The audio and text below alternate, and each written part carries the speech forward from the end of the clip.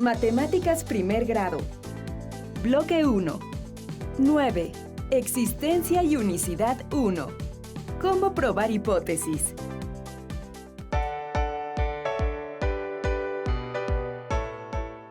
Hola, Mateo. ¿Qué haces? Hola, Emma. Quise trazar algunas rectas para medir sus ángulos con el nuevo transportador que mi mamá me compró, pero sin querer lo rompí. Ahora no sé cómo hacer para saber cuánto miden. No te preocupes. Te ayudo. Vamos a resolver el problema. Tracemos una línea y una transversal a esa línea formando la siguiente figura. Agreguemos letras a los ángulos. Ya sabemos que el ángulo A es igual al ángulo C porque son opuestos por el vértice. Pero ¿cómo lo podemos comprobar? Utilicemos el símbolo de ángulo. El ángulo A más el ángulo B es igual a 180 grados y forman un ángulo llano que mide 180 grados. También podemos escribirlo como una resta. 180 grados menos el ángulo A es igual a lo que mide el ángulo B. Por la misma razón, sabemos que el ángulo B más el ángulo C suman 180 grados. También podemos escribirlo como una resta. 180 grados menos el ángulo C es igual a lo que mide el ángulo B. Entonces, el ángulo A y el C son iguales, porque los dos suman 180 grados con el ángulo B. También podemos demostrarlo restando, porque cuando a 180 grados le restamos el ángulo B, nos da el ángulo A. Y cuando restamos a 180 grados el ángulo B, nos da el ángulo C. Mira el resultado de estas restas. Entonces, el ángulo A y el ángulo C miden lo mismo. Analicemos otro problema. Tenemos un triángulo entre dos líneas paralelas.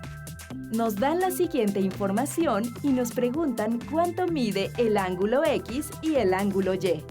Empecemos por averiguar cuánto mide el ángulo Y.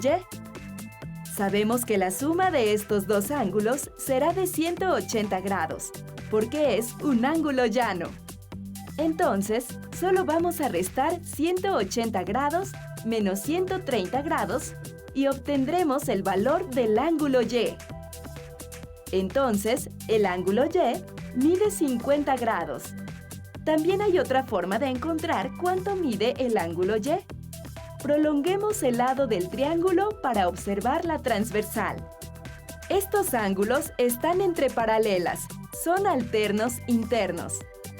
Son iguales, como este mide 50 grados, este otro también mide 50 grados. Por lo tanto, el ángulo Y mide 50 grados. También podemos observar otra cosa.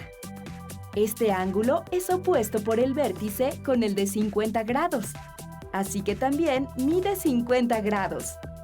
Estos ángulos están entre paralelas, son correspondientes. Son iguales, por lo tanto, el ángulo Y mide 50 grados. Bueno, saber la medida del ángulo Y no fue tan complicado, ¿verdad? El ángulo X parece más difícil, pero solo tenemos que observar un poco más. Estos ángulos están entre paralelas, son correspondientes. Son iguales, entonces este también mide 70 grados. Estos ángulos son opuestos por el vértice, entonces son iguales. Y también mide 70 grados.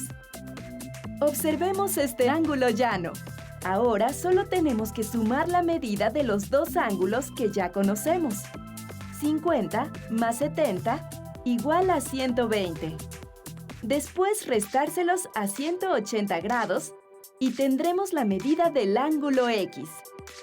180 menos 120 igual a 60. Entonces, el ángulo X mide 60 grados. No fue tan difícil, ¿verdad, Mateo? No, ni tuve que usar el transportador. Ahora el problema es, ¿cómo le digo a mi mamá que rompí el que me compró? ¿Puedes explicarle que fue un accidente? Sí, seguro entenderá.